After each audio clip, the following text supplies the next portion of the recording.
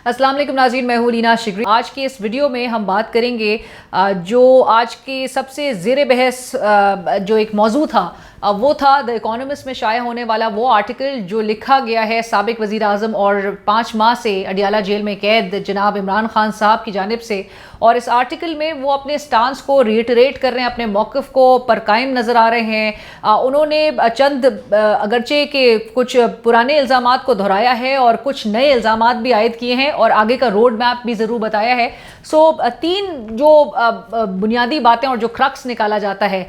एक तो वो कहते हैं कि उनकी हुकूमत गिराने में जनरल बाजवा उस वक्त के आर्मी चीफ अप्रैल 2022 में एक वोट ऑफ नो कॉन्फिडेंस के ज़रिए, और चूंकि वो कहते हैं कि एस्टैब्लिशमेंट उस वक्त की अमेरिका के दबाव में आके एक वोट ऑफ नो कॉन्फिडेंस की मूव की गई, और जनरल बाजवा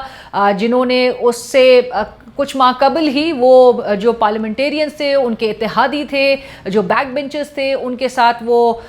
जो मनूवरिंग थी वो चल रही थी। और काफ़ी माह से एक मूव जो है इमरान खान साहब और उनकी जमात के ख़िलाफ़ और उनकी हुकूमत के उस वक्त के ख़िलाफ़ ये की जा रही थी, तो उस पर वर्किंग हो रही थी। और फिर एक साइफर की सूरत सामने डेवलप होती है और उनकी हुकूमत को घर भेजा जाता है। सो जनरल बाजवा के हवाले से जो इल्ज़ाम है वो इमरान खान साहब का अपनी जगह पर कायम है। साथ साथ वो मौजूदा इस्टेब्लिशमेंट पे भी इल्ज़ाम आयद कर रहे हैं कि इमरान खान साहब उनकी जमात के हवाले से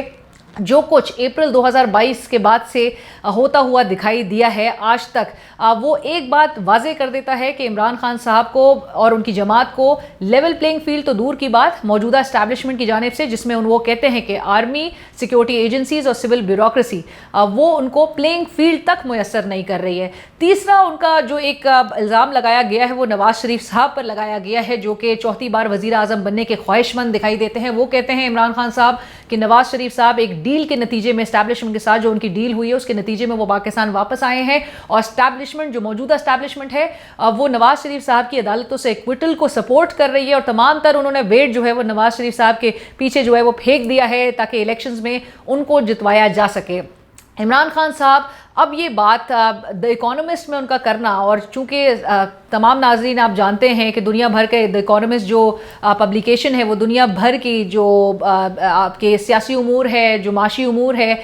उस पर एक मुस्तनद तरीन समझे जाने वाली पब्लिकेशन है। और उसमें एक साबिक वज़ीर आज़म जो इस वक्त 5 माह से जेल में मौजूद हैं, उनका अपने साथ, अपनी जमात के साथ होने वाली तमाम तर जो वो कहते हैं कि जो हथकंडे इस्तेमाल किए गए, जिसमें वो 9 मई के वाक़यात का भी जिक्र कर रहे हैं, जिस तरह से वो कहते हैं कि फॉल्स फ्लैग ऑपरेशन करवाया गया और उनकी जमात को फॉल्सली इसमें उस पर उन पे इल्ज़ाम डाला गया, और उसके नतीजे में बेशुमार अरेस्ट नज़र आए, और उनकी पार्टी के वर्कर्स को, उनके फर्स्ट ईयर लीडरशिप को जो है वो टॉप टीयर लीडरशिप को डराया धमकाया गया, उनसे टीवी इंटरव्यूज़ करवाए गए और उनको उनकी पार्टी से वाबस्तगी जो है उससे अलग करवाया गया। सो वो तमाम तर अपने इल्ज़ामात पर कायम नज़र आ रहे हैं, और वो अब इंटरनेशनल कम्यूनिटी के आगे भी अपना केस जो है इस तरह से पुट अप करते हुए दिखाई दे रहे हैं। और साथ साथ उन्होंने अपना बयानिया, माशी बयानिया से भी जोड़ दिया है कि अगर वो समझते हैं, चूंकि उनका निशाना जो है इलेक्शन कमीशन ऑफ पाकिस्तान भी है, जिसके एक्शंस के हवाले से भी उन्होंने अपने इस कॉलम में जिक्र किया है, और वो कहते हैं कि इलेक्शन कमीशन ऑफ पाकिस्तान ने किस तरह से उनके जो उनकी जो टॉप टियर लीडरशिप थी, उनके कैंडिडेट्स जो थे, उनकी नॉमिनेशन पेपर्स को रिजेक्ट किए। साथ साथ वो कहते हैं कि उनके इंट्रा पार्टी इलेक्शंस को जो है वो रिजेक्ट किया। सो तमाम तर हथकंडे जो इलेक्शन कमीशन ऑफ पाकिस्तान की जानिब से अपनाए गए, जिसको वो बिजार एक्शंस टर्म करते हैं, उसका भी जिक्र उन्होंने अपने इस पीस में किया है। और साथ साथ वो ये भी कहते हैं, वो आगे का रोड मैप के हवाले से भी बताते हैं कि अगर रोड मैप में वो समझते हैं कि फ्री एंड फेयर इलेक्शंस नहीं करवाए गए तो फिर ये मुल्क जो है वो एक माशी कैजुअल्टी का शिकार हो जाएगा, ये तबाहकुन साबित होंगे अगर इस किस्म के हालात में इलेक्शंस की एक्सरसाइज करवाई गई, इलेक्शंस करवाए गए। साथ साथ वो ये भी कहते हैं कि जो उनकी पॉपुलैरिटी बेस है, उन्होंने एक सर्वे का भी हवाला दिया जो कि चंद कॉन्स्टिट्यूंसीज में हल्कों में करवाए गए, और उसके मुताबिक वो कहते हैं जो 66% पॉपुलैरिटी उनकी जमात की जो है वो इस वक्त इंटैक्ट नज़र आ रही है, और वो कहते हैं उनकी जो पर्सनल अप्रूवल रेटिंग है वो तो इससे कहीं ज़्यादा है। सो इस पर अपनी मकबूलियत के इस ग्राफ पर इन्हिसार करते हुए वो समझते हैं कि अवाम को इस वक्त तोड़ना, या अवाम इस वक्त फ्लेक्सिबल नज़र नहीं आ रही। तमाम तर हरबों, तमाम तर एक्शंस जो कि उनके और उनकी जमात के ख़िलाफ़ लिए गए, उसके बावजूद भी अवाम टस से मस नहीं हो रही। अवाम जो है वो अपनी स्टांस पर कायम है, और अवाम जो है वो किसी सूरत भी दूसरी साइड की तरफ जाने के लिए दिखाई नहीं दे रही। ऑल्दो कि वो उन्होंने ये बात मौजूद मौजूदा इस्टेब्लिशमेंट पे ये इल्ज़ाम आयद किया है कि उन्होंने ये डिसाइड कर लिया था कि मुझे वापस से इक़्तिदार में नहीं आने देना है। और साथ साथ उन्होंने ये जिक्र भी किया जब वो साबका एस्टैब्लिशमेंट पे इल्ज़ाम आयद कर रहे हैं, और उन्होंने ये बात मेंशन की कि क्योंकि मैं एक आज़ाद फॉरेन पॉलिसी चाहता था, उसके लिए मेरी कोशिश ही थी, लिहाजा साबका एस्टैब्लिशमेंट वो काफ़ी एजिटेटेड थी, वो नाराज़ थी, और लिहाजा मेरे जो है वो इक़्तिदार से मुझे हटाने के लिए पूरी साजिश की गई। और साइफ़र का भी उन्होंने जिस तरह से अपने इस कॉलम में जिक्र किया। इमरान खान साहब जेल से ये कॉलम लिख रहे हैं और उन्होंने अपना जो केस है वो सामने तमाम जो है वो दुनिया भर के सामने जो है वो रख दिया है। नेचुरली उनके ओपोनेंट्स की तरफ से ये बात ज़रूर उठाई जाएगी कि इसी पब्लिकेशन में अब उनके ओपोनेंट्स को भी अपना पॉइंट ऑफ व्यू ज़ाहिर है पेश करने का मौका दिया जाना चाहिए, क्योंकि एक स्पेस जिसमें इमरान खान साहब आके एक वन साइडेड पूरा अपना एक बयानिया प्रेजेंट कर रहे हैं, तो दूसरे साइड को भी ज़रूर सुना जाए। जिस हवाले से वो इल्ज़ामात आयद कर रहे हैं कि नवाज शरीफ साहब जो कि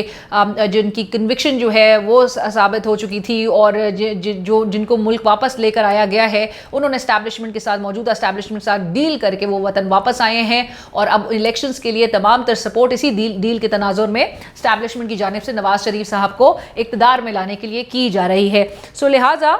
इमरान खान साहब अपनी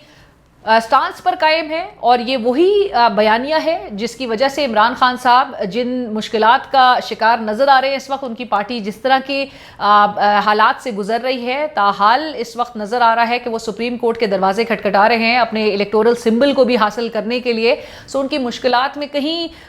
कमी नहीं आते हुए आने वाले दिनों में नज़र आ रही है। लेकिन आने वाले दिनों में अगर वो समझते हैं कि रोड मैप जो कि दीगर सियासी जमातें अगरचे के उनके मौक़िफ़ से इस हद तक तो ज़रूर अग्री करेंगी कि अगर एक वे फॉरवर्ड नज़र आना चाहिए और एक जमहूरी हुकूमत का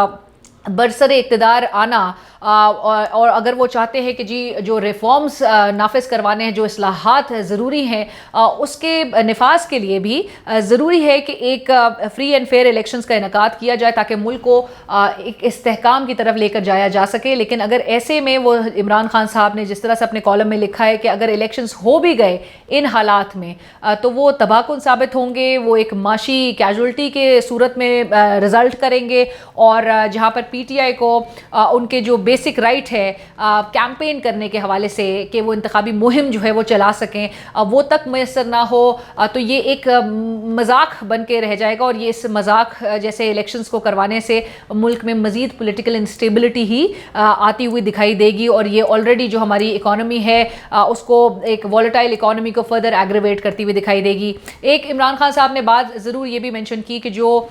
उनका राइट है एक ओपन कोर्ट में एक नॉर्मल ट्रायल होना, वो तक डिनाई उनको किया जा रहा है। वो 200 से ज़ायद केसेस उनके ऊपर इस वक्त बनाए गए हैं, मुकदमात वो फेस कर रहे हैं, और ट्रीज़न तक का चार्ज जो है वो फेस कर रहे हैं। सो ऐसे में लेकिन उनका कहना ये है कि इन तमाम तर हालात के बावजूद अवाम जो है वो उनकी सपोर्ट में खड़ी है, और अवाम जो है वो इनफ्लेक्सिबल नज़र आती है। अवाम जो है वो अपने स्टांस से पीछे हटने को तैयार नहीं है, और जो मकबूलियत है नेचुरली तमाम तर रिलायंस साबिक वज़ीर आज़म इमरान खान साहब की उसी मकबूलियत पे है, उसी अवामी सपोर्ट पर है। बहुत शुक्रिया।